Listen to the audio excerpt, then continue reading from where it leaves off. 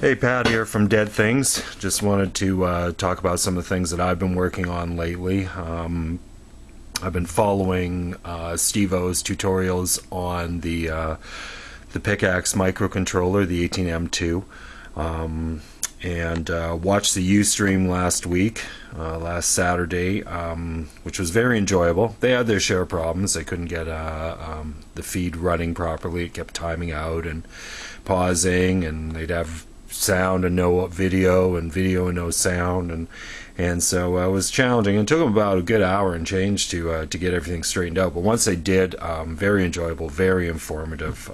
There's about 25 of us that were tuned in, so for those of you who don't know what the Picaxe microcontroller is, and I don't kind of lump myself into that category, it's a microcontroller that it can do just remarkable things. If you look at what we as haunters do, especially those of us who work with the animatronics, is what we're trying to do is turn something on, control when it turns on, what length of time it turns on for, and when it turns off, and then when it can be turned on again. And that's what this little puppy can do, and even more sophisticated than that. So without further ado,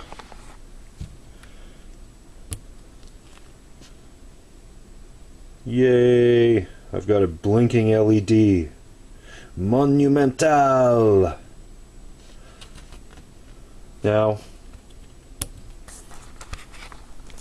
that little puppy was pretty hard fought. It took me, well, probably the better part of the hour that they were screwing around with the Ustream feed for me to get that working. So it was actually probably a good thing that they were having the problems that they did.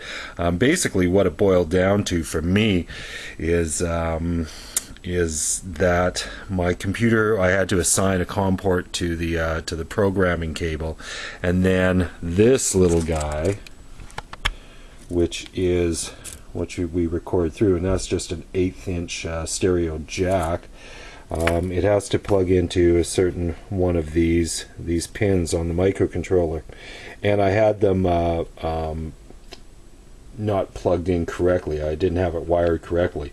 And just to touch on something, if anybody's going to be working with this type of electronics, or even just, you're a handyman and you want to check the household wiring stuff, get yourself one of these.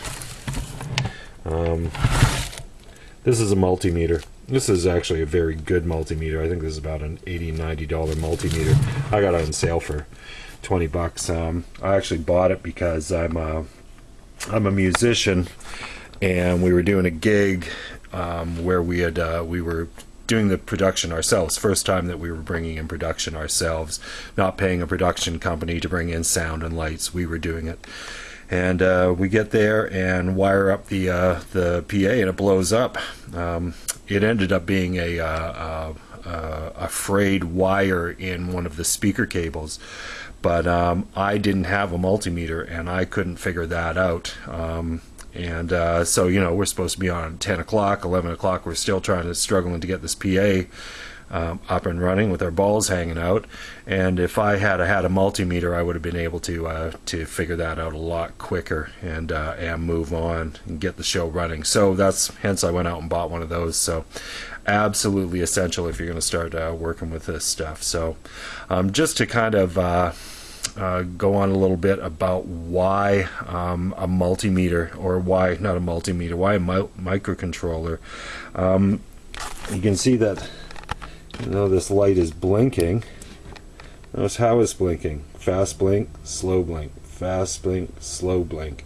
So, and I can program that any way that I want, and I've got a number of outputs that I can program that. And so that can basically tell a motor or a pneumatic valve how long to stay on, when to turn off, when to turn on again. So I'm really excited to start messing around with this thing. Yeah, very excited. So I will keep you folks informed as I continue to build this. I'm actually going to turn this unit here into my show controller. This is going to control a number of motors through some relays, and yeah. So I'm very excited to be building or beginning this project. So that's all I have for now. Thanks a lot. This is Pat from Dead Things, and we'll catch you later.